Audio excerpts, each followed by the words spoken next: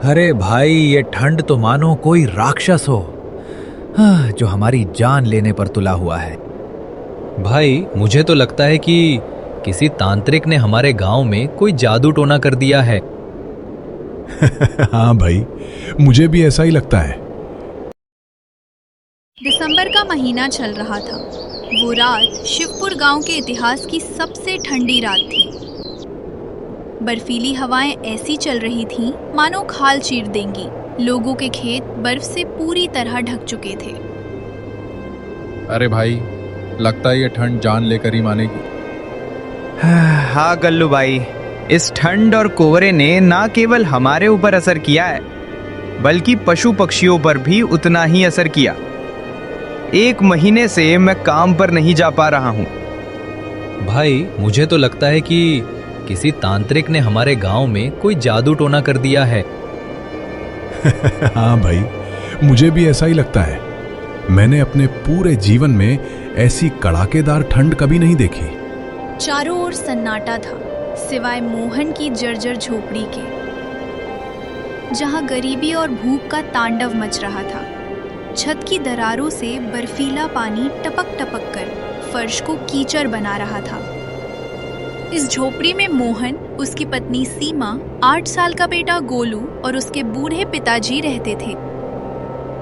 झोपड़ी के कोने में कांपते हुए बूढ़े शंकर लाल ने धीमी आवाज में कहा, बहू, ओ बहू, थोड़ा सा गर्म पानी ही दे दे। कल दोपहर से पेट में अन्न का एक दाना भी नहीं गया। ये जानलेवा ठंड तो मेरी बूढ़ी हड्डियों को गला रही है। सीमा, जो खुद ठंड से नीली पड़ चुकी थी, एक फटे पुराने कंबल में अपने 8 साल के बेटे गोलू को छाती से चिपकाए बैठी थी, चिल्लाई, कहाँ से लाऊं गर्म पानी बाबूजी? जलाने के लिए एक सूखी लकड़ी तक नहीं बची है। आपके इस नालायक बेटे ने हमारी जिंदगी शमशान बना दी है। न जाने कौन से पाप किए थे मैंने जो इस निकम्मे के पल्ले पड़ी। मोहन चुपचाप दीवार से टिका सब सुन रहा था। उसकी आंखों में बेबसी के आंसू बहने लगते हैं। देखो इसे, मूर्ति बना खड़ा है।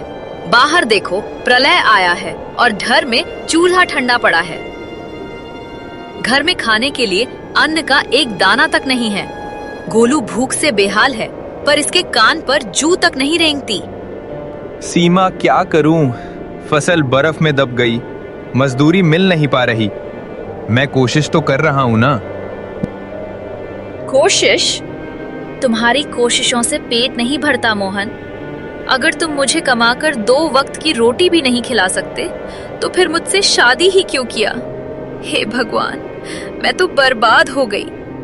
सीमा फूट फूट कर रोने लगी। उसकी रुलाई ठंडी हवाओं के शोर में मिल गई।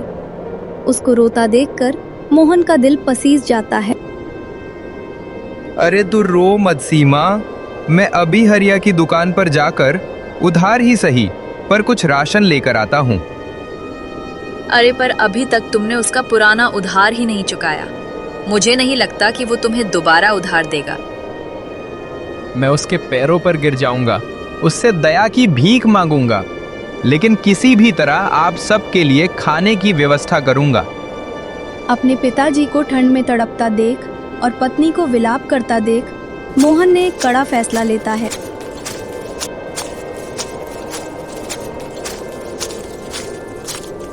उसने अपना फटा पुराना कंबल ओढ़ा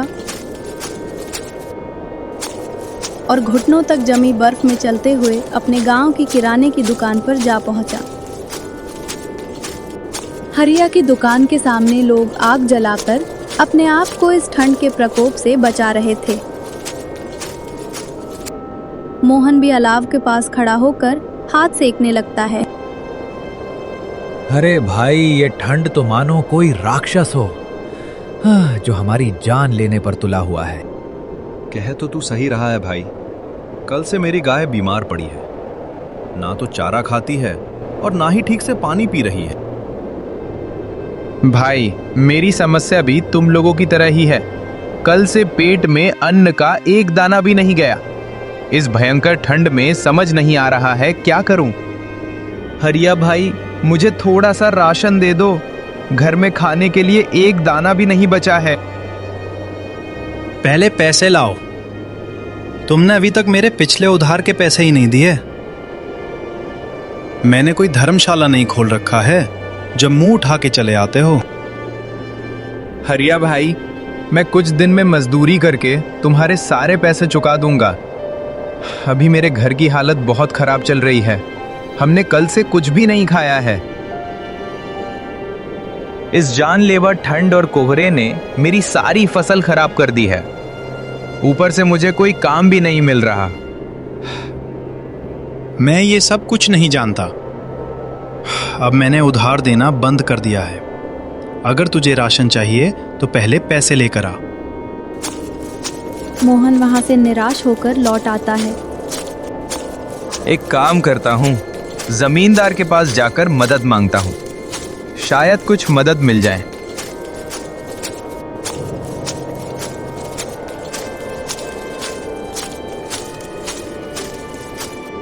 जब वो जमींदार के आलीशान हवेली पर पहुंचा, जहां अलाव की गर्मी और पकवानों की खुशबू फैली थी, तो जमींदार ने उसे देखते ही मुंह सिकोड़ लिया। अरे मोहन, इस जानलेवा ठंड में यहाँ क्या कर रहे हो? मेरी हवेली की फर्श गंदी हो रही है। जमींदार जी, बड़ी मुसीबत में हूं। घर में पिताजी बीमार है, बच्चा भूखा है और ऊपर से पत्नी ने दम बिगाड़ कर रखा है। अगर आप मुझे कुछ पैसे कर्ज में दे दो तो हम इस जाड़े में मरने से बच जाएंगे। कर्ज? तुम आज तक मेरा पिछला कर्ज नहीं चुका पाए। मैं कोई धर्मशाला नहीं चला रहा। कोई काम धंधा क्यों नहीं करते? हर बार मदद के लिए चले आते हो। जाओ यहां से। मुझे अपने परिवार की फिक्र है, तुम्हारी नहीं। मोहन की आंखों के सामने अंधेरा छा जाता है। इसका मतलब आप मेरी मदद नहीं करोगे? बिल्कुल नहीं, और आइंदा मेरे घर के चक्कर मत काटना।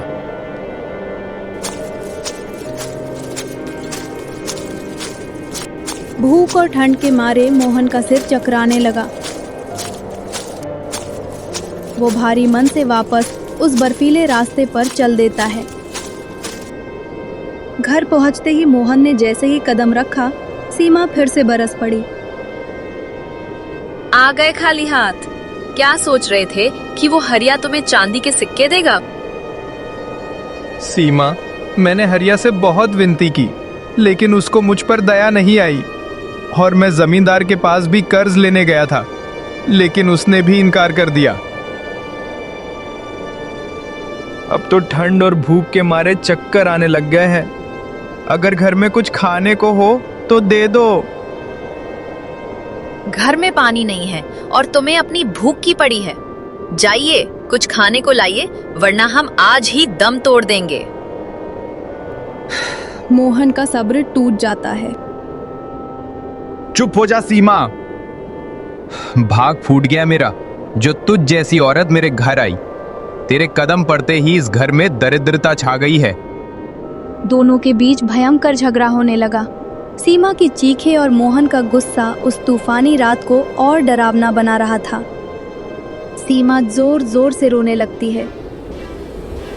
वो इतने जोर जोर से रो रही थी कि बाहर गश्त लगा रहे मंत्री और सैनिक उसकी चीखें सुन लेते हैं। सुनो, इस झोपड़ी के अंदर कोई महिला बहुत जोर से रो रही है। हमें अंदर चलकर देखना चाहिए। हाँ मंत्री जी, मैंने भी अभी किसी महिला के चीखने की आवाज सुनी है।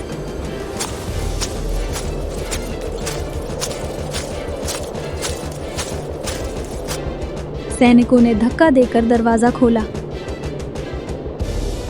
सीमा को रोते देख मंत्री कड़क कर बोले, क्या बात है? इस स्त्री को किसने रुलाया? क्या तुमने इसे पीटा है? मोहन डर जाता है और कुछ नहीं बोलता। मेरे प्रश्न का उत्तर दो। क्या इस महिला को तुमने रुलाया है? तुम्हें इससे क्या लेना देना? ये हमारी घरेलू समस्या है और बिना पूछे तुम लोग अंदर कैसे आ गए? अब ये केवल घरेलू समस्या नहीं रही। जानते हो, हमारे राज्य में महिलाओं के साथ मारपीट करना कितना बड़ा अपराध है। मोहन ये सुनकर चौंक जाता है। वो डर के मारे थर-थर कांपने लगता है। सीमा भी घबरा जाती है। सैनिकों, इसको अभी के अभी बंदी बनाकर महाराज के सामने पेश कीजिए। जो हुक्म मंत्री जी। अरे नहीं, मेरा पति निर्दोष है, उसे छोड़ दो। मेरा बेटा बेकसूर है, उसे मत ले जाओ। सैनिक और मंत्री उनकी एक नहीं सुनते हैं। मोहन ने डर और शर्म के मारे सर झुका लिया। सैनिकों ने उसे गिरफ्तार कर लिया और उस बर्फीली रात में घसीटते हुए राजमहल ले गए।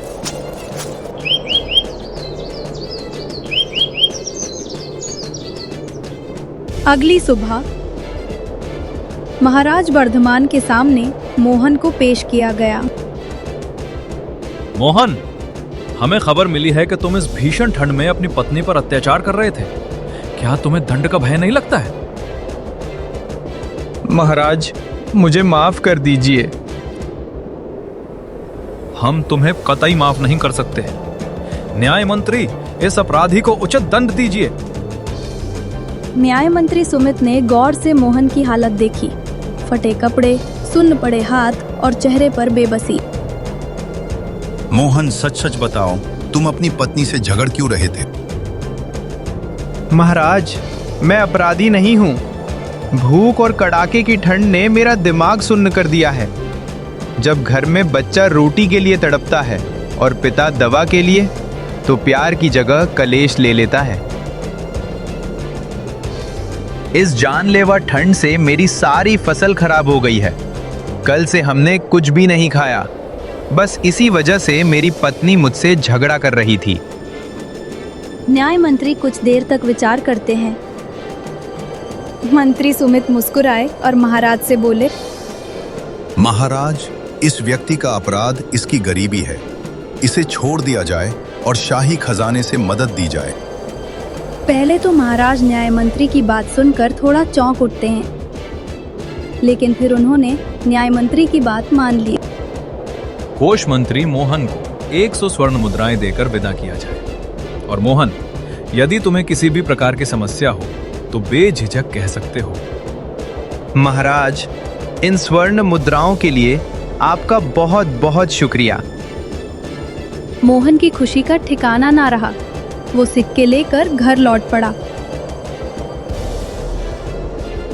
न्याय मंत्री, आपने ये क्या किया? जिसको दंड देना चाहिए था उसको धन क्यों दिलवाए? महाराज, वो बेकसूर है। जब इस भीषण ठंड में घर में खाने को 2 वक्त की रोटी न हो तो ऐसे में कलेश तो होगा ही। न्याय मंत्री, आप इतने विश्वास के साथ कैसे कह सकते हैं? महाराज, आप एक काम करिए, कुछ दिन बाद फिर से उसको राज दरबार में बुलाना। तब आपको इसका उत्तर अवश्य ही मिल जाएगा। हे ऊपर वाले, तेरा लाख लाख शुक्र है। अब जल्दी से हरिया की दुकान पर जाकर घर के लिए राशन ले लेता हूँ। सीमा ये देखकर बहुत खुश होगी।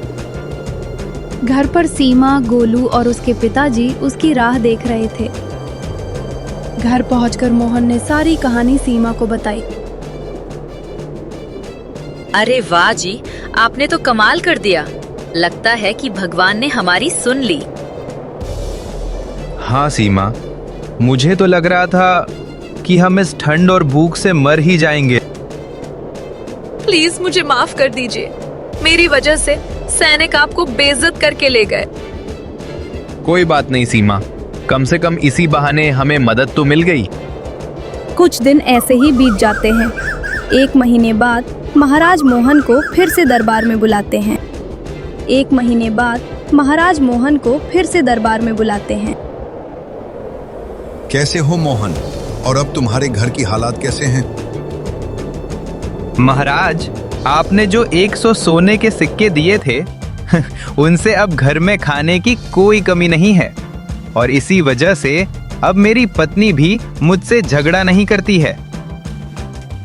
अति उत्तम न्याय मंत्री, आपने एक जरूरतमंद की समस्या को समझा और उचित मदद की। हम आपसे बहुत प्रसन्न हुए। मोहन बाजार से अनाज लेकर लौट रहा था कि उसने देखा एक आदमी एक अजीब गाय को बेच रहा था। जो इस गाय को 30 सोने के सिक्कों में खरीदेगा उसका घर धन से भर जाएगा। इस गाय को खरीदने वाला बहुत भाग्यशाली होगा। ये सुनकर मोहन के अंदर लालच आ जाता है। वो तुरंत उस गाय बेचने वाले के पास जाता है। क्या सच में भाई ये गाय मुझे करोड़पति बना सकती है? जी भाई, ये कोई मामूली गाय नहीं है बल्कि एक जादुई गाय है। भाई फिर तू क्यों नहीं बन जाता है करोड़पति? बेच क्यों रहा है इस गाय को? मेरी बात को हल्के में मत लो भाई। जब से ये जादुई गाय मुझे मिली है तब से मैं बहुत ही धनवान बन गया हूँ। महंगी गाड़ियाँ, महंगा घर, दौलत और शोहरत सब कुछ मिल गया मुझे। चल ठीक है भाई, तुझ पर भरोसा करके मैं इस गाय को खरीद रहा हूँ। ये ले तेरे 30 सोने के सिक्के। मोहन ने लालच में आकर 30 सिक्के देकर गाय खरीद ली। घर पहुंचते ही सीमा फिर नाराज हो गई। तुम पागल हो गए हो? 30 सिक्कों में ये गाय लाए हो? इसे हम खिलाएंगे क्या? यहाँ खुद के खाने के लिए ही राशन नहीं है। मेरी फिक्र मत करो, मैं खुद घास ढूंढ के चर लूंगी। गाय को बोलता देख सबके होश उड़ गए। अरे मोहन, क्या तुमने भी सुना? अभी ये गाय बोल कैसे रही थी? हाँ सीमा, मैं भी ये देखकर बड़े आश्चर्य में पड़ गया हूँ। मुझे लगता वह दुकान वाला सही कह रहा था। ये एक जादुई गाय है। मेरा नाम रूपा है, मैं भी एक इंसान हूँ। जादूगर शून्यक ने मुझे ये गाय का रूप दिया है क्योंकि मैंने उससे विवाह करने से मना कर दिया था। उसकी सारी शक्तियाँ उसकी हिमछड़ी में हैं। अगर उसकी हिमछड़ी तोड़ दी जाए तो फिर उसका अंत हो जाएगा और मैं फिर से इंसान बन जाऊंगी। आपको इस बेचारे की मदद करनी होगी। आपने आज तक मेरी एक भी बात नहीं मानी, लेकिन आज मैं कुछ मांग रही हूँ। लेकिन सीमा, अगर उस जादूगर ने मुझे भी कोई गाय या भैंस बना दिया तो? अरे आप डरिए मत, भगवान आपके साथ है। अरे लेकिन वो जादूगर शून्यक मुझे मिलेगा कहाँ पर? जादूगर शून्यक हिमालय की चोटी पर बनी गुफाओं में रहता है। उसने वहां पर कई गांव वालों को भी बंदी बनाकर रखा है। मोहन सीमा की बात मान लेता है और उस गाय के लिए अपनी जान दांव में लगाकर जादूगर शून्यक को ढूंढने के लिए निकल पड़ता है। रास्ते में चारों तरफ बर्फ की मोटी चादर फैली हुई थी और भयंकर ठंडी हवा सीधा सीने पर वार कर रही थी। रास्ते में उसको एक ऋषि मुनि मिलते हैं जो इस कड़ाकेदार ठंड में आग जलाकर हाथ सेंक रहे थे। ठहरो शिष्य, तुम इतनी ठंड में यहाँ क्या करने आए हो? मोहन उनको अपनी पूरी कहानी बयां कर देता है। उस जादूगर की गुफा तो यहाँ से उत्तर दिशा में 1 मील दूर है। आपका बहुत बहुत धन्यवाद बाबा जी। एक एक कदम बढ़ाना मोहन के लिए अब एक चुनौती बन चुकी थी। थोड़ी देर बाद मोहन जादूगर शून्यक की गुफा में पहुंच गया। वो देखता है कि जादूगर शून्यक में एक गांव वाले को बंदी बनाकर रखा है। डरो मत, मैं तुम्हें बचाने आया हूँ। क्या तुम्हें पता है कि जादूगर शून्यक की हिमछड़ी कहाँ पर है? हाँ, जादूगर शून्यक शयन कक्ष में गहरी नींद में सो रहा है और उसकी जादुई छड़ी भी उसी के पास है।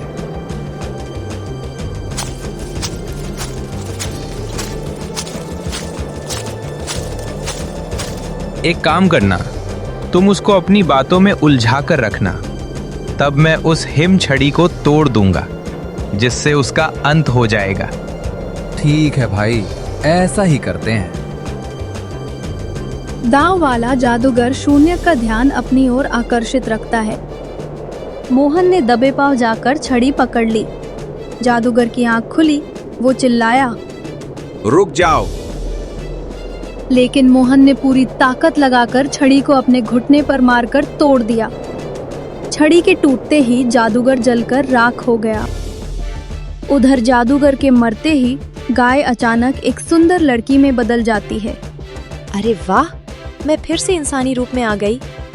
लगता है उन्होंने जादूगर शून्यक का अंत कर दिया है। मोहन जब वापस लौटा तो सारा मौसम साफ हो चुका था।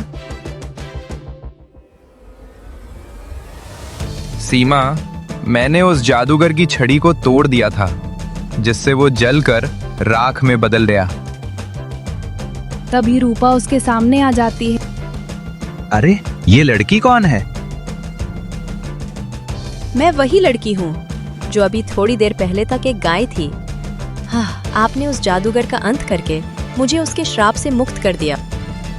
मैं आप लोगों का ये एहसान जिंदगी भर नहीं भूलूंगी। ये लीजिए, मेरी तरफ से एक छोटी सी भेंट। कहते हुए वो लड़की मोहन को एक सोने के सिक्कों से भरा बक्सा देती है। अरे रहने दीजिए, इन सोने के सिक्कों का भला हम क्या करेंगे? मैं जानती हूँ कि इस भयानक ठंड ने आप लोगों को झकझोर कर रख दिया है। इन सिक्कों से आप लोग एक नया जीवन शुरू कीजिए।